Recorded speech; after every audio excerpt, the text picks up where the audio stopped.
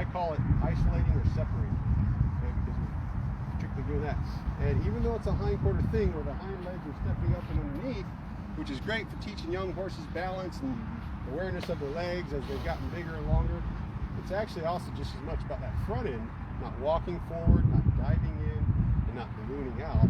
It's saying I could put a hula hoop here and walk my hind legs, and those feet don't have to be planted, but they're not going to go out like that, right? So let's try one more time. Feel it, feel it, feel it. Don't rush it. Good. There you go. Leg. Leg. There you go. And release. Good. Let's try the other side. Let's try the other side. Don't rush it, don't rush it. Now, right there, he kind of walked into the field. That's where I was saying the front quarter kind of still has that habit. So when that happens, pick up on it. Very good. And try to do what I was doing on the ground. Help him find that release through the neck. Good. Good. Now, here we're not quite done. Right front leg. Notice how it's kind of, there it's a little bit better.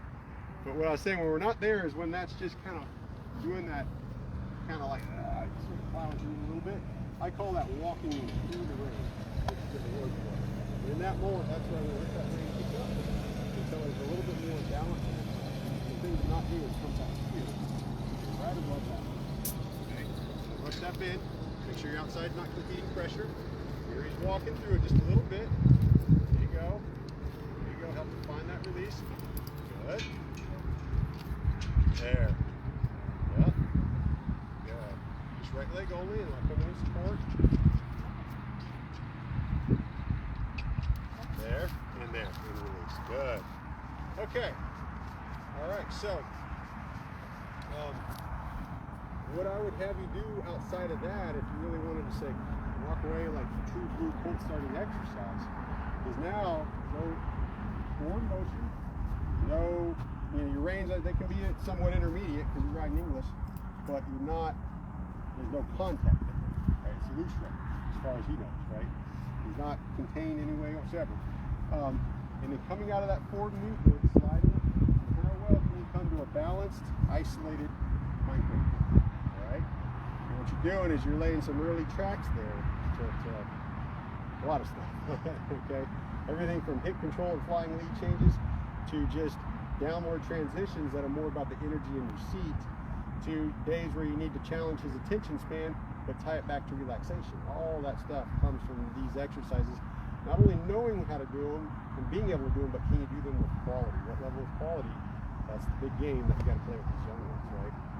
Okay, so, all right, let me have you give that a try. I'm going to go check in over here, okay? And it's really just get them going somewhere, pass, slide, tip that nose, and feel them every little bit until he's standing nice and balanced, okay? Okay, how are we doing over here? All right, so if you can, what I would encourage you to do is just give a little bit of a longer rein. And the same thing we're going to do is kind of think about, there you go, bring your nose over here. Yeah, good, and release into it when he does. Yeah, here's you're going to want to pat that. You got it, yeah. Hang with it, hang with it, hang with it. There you go, and release. Good.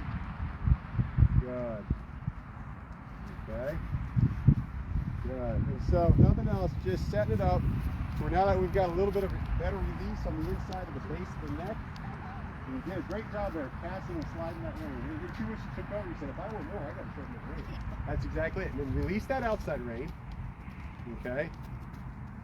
Good. And then tip that nose down and in into your circle. Okay, good. Yep. Good. Notice how he's starting to kind of bend around you. Touch more. Yep. Good.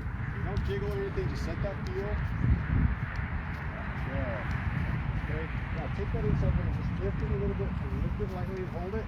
Breathe out. Now just wait for him to stop. Okay? That's how I would stop him. Yeah, because think about it. Down the road, you're going to want some fancy collection, dressage looking stuff, right? Let's just say, that'd be fun, right? I would. Yeah, nothing wrong with it. Well, think about this. Well, that means the bit has to have all this level of communication that gets him to round and soften and get the arch. Well, if I'm pulling back, the stoppages, and he's doing that, I am actually directly training the opposite of what I want down the road. that's why knowing what to do at these stages can be so helpful to laying it out to where going where you want to get when you get in there, you don't have stuff to fix, right? So kind of like building a house. You know, if you had me build a house, by the time we're putting up sheetrock, we realize there's like 100 boards we need to replace because I don't know what I'm doing, right? So just knowing all that, and in this game, understanding that inside rein, it's your softness, it's your safety, it's your redirecting attention, and it's also, as much as you can, lifting it and waiting for him to stop, things like that for right now. So the lifting, how did that encourage him to stop? Well, because of the work we did, which was letting tension out, and when he released everything, everything stopped. That's the hidden gem in there that if you don't know, what happens is everything, all that goes away when their feet stop moving. So by having that little lift motion, you're just kind of picking that head up in a way that's also soft. But the trick is, don't do it on that next brace. For the next brace, go down and in, ride them in their shoulder rein, wait till it's softened. Now, once it's softened, then lift it and breathe out and relax your energy. You're right in here. Good, yeah, yeah. Good. And right in here, try it. Lift that rein. Breathe out. Good. And then just wait. Good. Yeah, That works right away. yeah, the two rein pulling back, and they'll actually learn to push into it.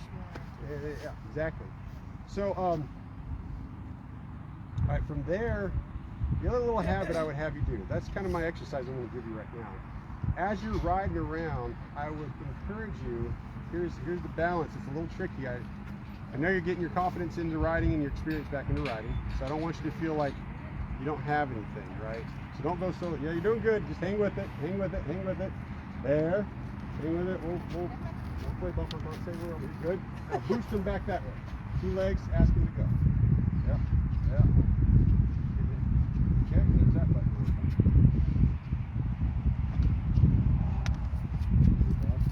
Yep. I'll show you how to fix that one next. Good. Like right even there, when he's wanting to move, redirect your flexion. Yeah, that's what's hard to accept. Is you can take finished horses that know some of this stuff, and we can, through pressure, tell them not to do something. A young horse that doesn't have that education, and they don't know that 2 rein asking that like that, you got to be more prepared to say, I have to teach forward movement not to compete with me. The only way to do that is allow forward movement to flush out and to redirect it in ways that don't escalate frustration and tension. And that's kind of the challenge. There you go. Good job. Exactly. That's good. You'll start to get an awareness of when you're getting close to what you think about it in the office. But if he's not there mentally, you got to redirect. You got to flush and channel and guide that movement. If we tell it, don't do it, you're immediately in conflict and you're just going to have balance. You know, as much as we don't want you. Okay. And then that was the other thing I was going to say is, let your reins out a touch more when you're riding right now, because where we're at, they're short enough to where he's starting to get that. It's just short enough that I'm getting urgent, and he's going to get a jawing out tendency. So as you're riding, start to release those reins enough, and he's just going to see other horses. Good. Work your inside rein. Doing great. There you go. Yeah, hang with it. Good. Good. And he can loop back around and look at him this side. That's fine. Yeah. So the good news is at this stage for you, everything kind of in some way, shape, or form comes back to that inside rein and him releasing to it, right? That more than anything will help you out. There you go. There's a funny yellow one though. Yeah, you're doing a good job of waiting for him to find a notion of saying, okay, I can mentally handle stopping with you. Yeah. It's hard. It's just that's what's tough about the young ones is, yeah. There's so much of what we're trying to teach them, but there's also a level of agenda that we can't have. Yep. Yep. So what amazes me about these racehorses, there you go. Feel that? That's that softness. Boom. See, that's what you got to do a whole bunch of right now to help him. And to help get me, not stop, but just go until he's ready to stop. Yeah. But be effective while you're going. You're not just out of control. No. You're not meaningless up there, right? Okay, and that's just what it is. Yeah, it's really nice. You think these racehorses are like on that the edge of going away. So it's nice to see that nothing I've seen yet is like boiling over the edge. It's just a matter of setting him up to where he can sort some of that out for himself. Yeah, and that you're educating your hands more and more about what a release feels like and the awareness of where your horse is at. And not having lingering times where you're in the mouth and you don't even know it. That's where all of that comes from. Yep.